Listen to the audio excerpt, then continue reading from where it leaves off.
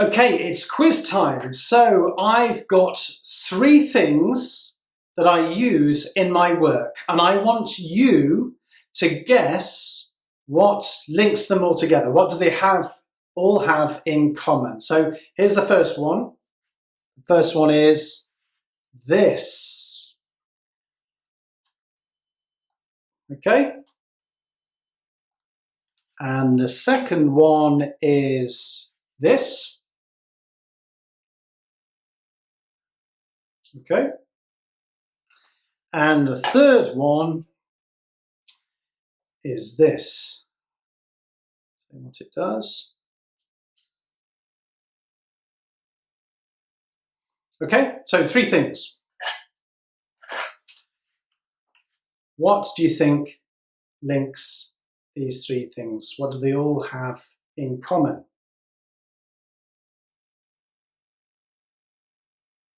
That's right. If you said that they all measure something, then you're absolutely right.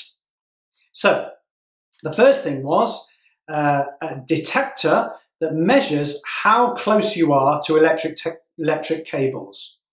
Very important if you're about to drill a hole in a wall. The second thing was my damp meter, and that tells me how damp walls are, how much water or moisture is in the wall. 2 prongs, and you just stick it in. Oh, you can see how damp my hand is. And then the third is a length measurer. So this has got a laser in it, and so instead of using a tape measure, you press the button and it will immediately tell you how long a room is. So all these things measure something. They measure houses, they measure buildings. But are they any good at measuring people like you and me?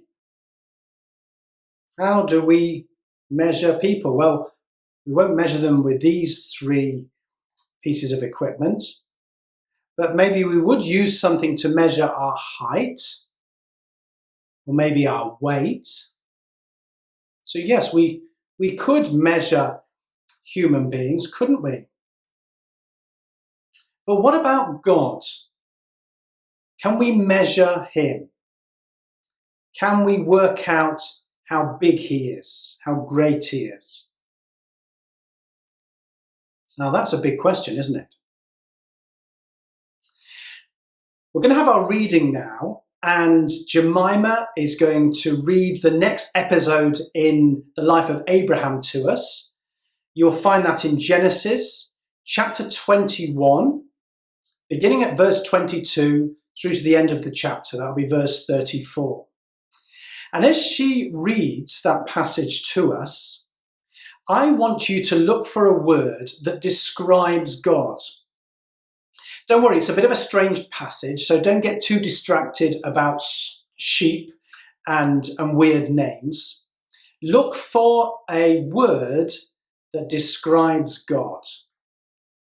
And I'll see you in a couple of minutes' time.